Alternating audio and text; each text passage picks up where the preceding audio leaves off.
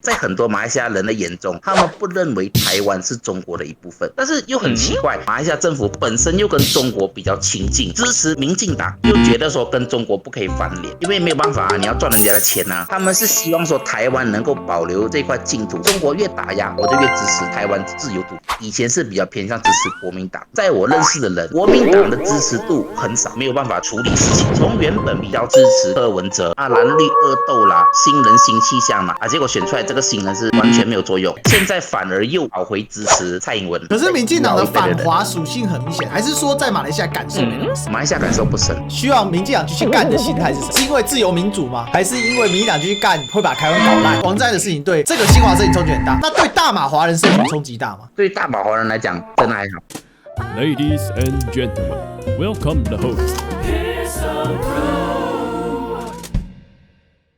我想问一下，补问一下 Ricky 啊，马来西亚的朋友大部分怎么看柯文哲？因为我知道之前柯文哲正在发力的时候，因为以前马来西亚其实跟国民党比较亲近，意识形态上啊。因为毕竟是属于华人的意思，因为民进党天然敌视华人嘛。可是这一次的选举，我发现有不少马来西亚的华人过去支持国民党，那现在是比较支持民进党，然后也有一些是跳过去支持柯文哲的，很多。民进党主要是留台生啊，就有一些被绿化的。其实讲白了，马来西亚华人、华侨学生去支持民进党，本身脑子是抽风，你知道吗？他打从心里看不起滑头滑脑的人，你去支持民进党。那我比较好奇的是，那些跑去支持柯文哲的人，他现在的心情是什么？其实支持柯文哲的人他们的一个想法，台湾大部分的小草是一样啊，蓝绿恶斗啦啊，反正有新人就是新人，我们叫新厕所了新人新气象嘛结果选出来这个新人是完全没有作用。我身边的朋友一讲到柯文哲，就是觉得 he is a liar。所以其实大家现在在马来西亚的一个氛围里面他们现在整个的一个风向，从原本比较支持柯文哲，现在反而又跑回支持蔡英文，因为他们就觉得说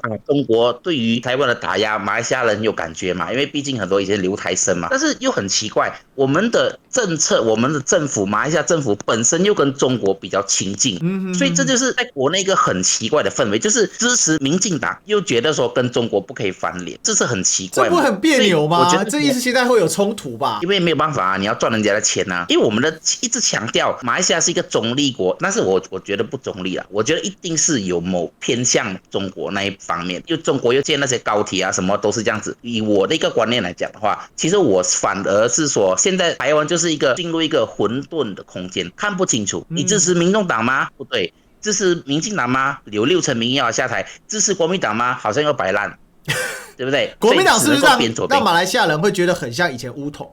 不是像巫统啦，它比较像以前的那个马华工会马华工会类似，就是说完全没有办法处理事情嘛。你当政了又如何？你现在是国会最大党，然后现在民进党每天在祈祷什么？你们自爆，赶快自爆！瓦解敌人最好的方法就是按兵不动，等你自爆。国民党就是状况啊，每天都有新闻，每天一下子朱立伦又干嘛？干掉黄复兴党部，韩国瑜又被绿媒每天在那边想韩国瑜出大爆了，有没有？自爆了，然后那个我觉得最好笑的是那个国民党有一个不分区的立委翁小玲咨询是上对下这个行走的宪法这个厉害。他是法律学的，我真的黑了问号，你知道吗？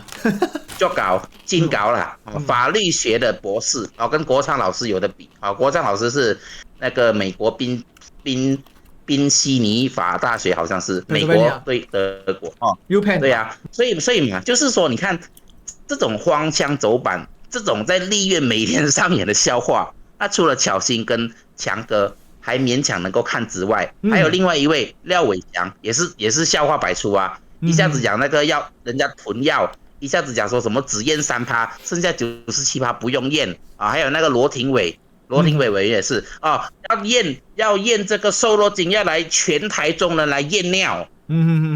这个荒腔走板，只能说国民党的委员要冷静，还有时间啊，你不用这么紧张，不要这么好像说上了执行台就整个俩拱要表现自己，不要，慢慢来，慢慢看，慢慢做。像龙介雄就做得很好啊，对不对也不乱讲话，慢慢质询慢慢问，那不是很好吗？因为现在三立跟三明治每天在打嘛，就是一堆草包嘛，每天在抓国民党的立法委员讲了什么错，节目上面大放厥词嘛。对，那这是台湾人希望看到的新国会吗？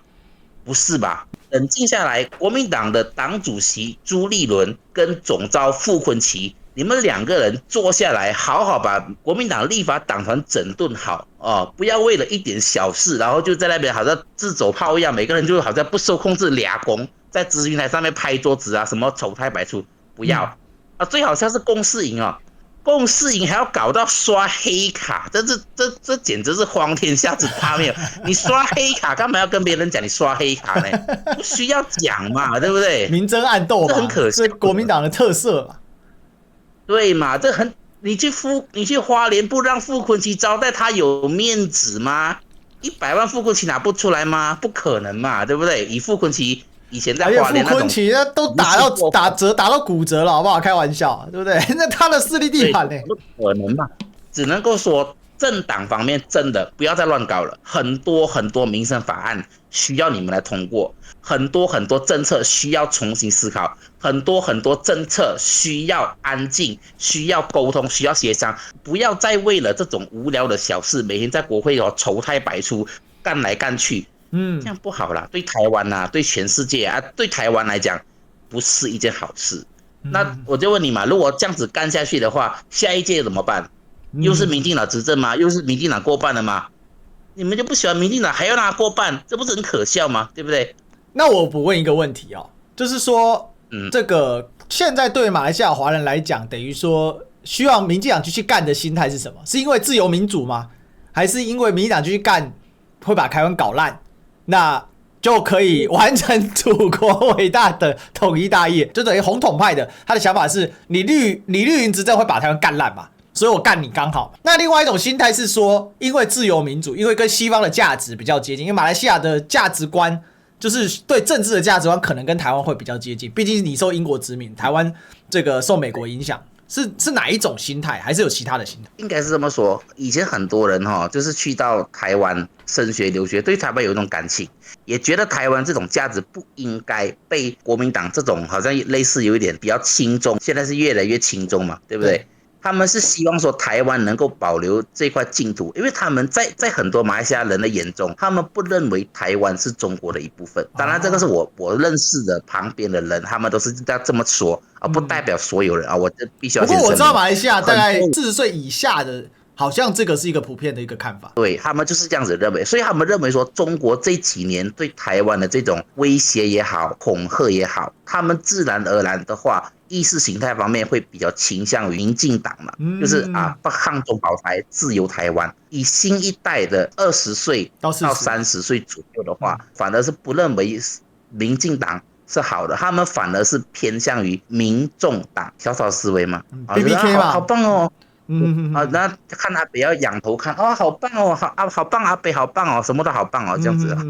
因为我看那个 BBK， 我有追踪他嘛，我看他就是跟台湾的这一票，对，走得比较近，走柯文哲比较近，这个是马来西亚目前观察现象，就是说老一辈40岁以上支持民进党，20到30支持民众党，国民党的支持度，在我认识的人很少，因为他们认为国民党就是没路用3个字，就是这样子。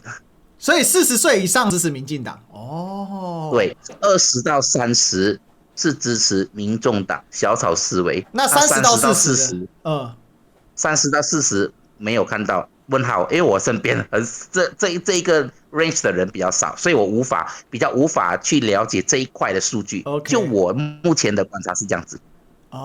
所以基本上等于国民党在以前过去在大马华人社群中算蛮有影响力的，这个部分已经是过往云烟了。柔佛就是说马来西亚一个地区，柔佛就是新加坡旁边的那一种。对，新加坡旁边举銮的它的一个镇叫举銮那其中有差不多3排建筑物，它那边写着1952年上面就是国民党的党旗，青天白地满日红，这个建筑物现在还在所以当时候的确以前是比较偏向支持国民党，没有错。但是就经过这么多年的发展之后，目前意识形态上面就偏慢慢会倾向于支持民进党。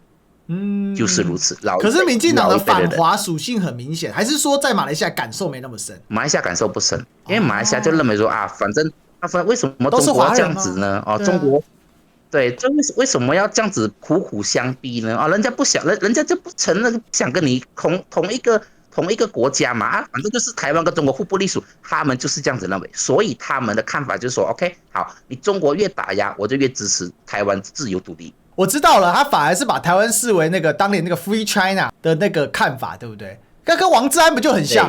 王志安被民进党铁拳修理之后，才让很多海外这个我称之为新华社群嘛，就是1980年代，特别是学运那一波6·4学运那一波出去的那一波，或者长期生活在欧美日的这种西方价值氛围的华人社群，但是是大陆出去的，他突然惊觉到，好像民进党不是这么一回事。其实这次冲击很大，王志安的事情对这个新华社群冲击很大，那对大马华人社群冲击大吗？对大马华人来讲还好，王志安不还好，真的还好。